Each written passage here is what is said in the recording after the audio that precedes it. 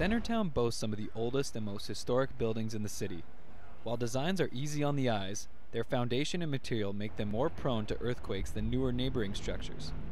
Murat Sacioglu is an earthquake engineering expert and contributor to the National Building Code of Canada. He says that some of the older buildings in Centretown may not be up to building code standards, making them susceptible to the Earth's movement.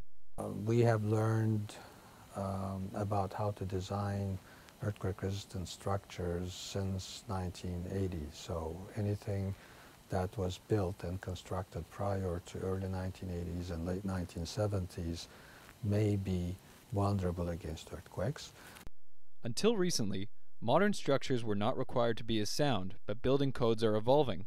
New codes have made buildings stronger against earthquakes, but have also made construction more expensive.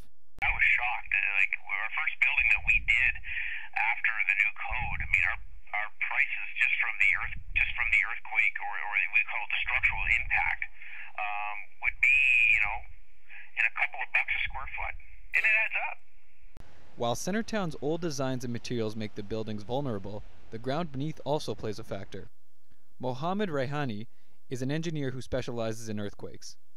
In some area that we are placed our buildings or structures on bedrock, on rock, or stiff soil, the level of shaking is going to be much less than in some area, some neighborhood that we have located our buildings on soft soil. Most of the community structures were built between 1880 and 1930, and their frameworks have remained intact. Ironically, some of Centretown's most historic buildings were constructed using designs that exceed today's standards. Some of the older buildings, like the stonemasonry buildings, museums, and Parliament building, they're so over-designed that they will also do well, or likely to do well. Alex Paterson, CJTV News, Ottawa.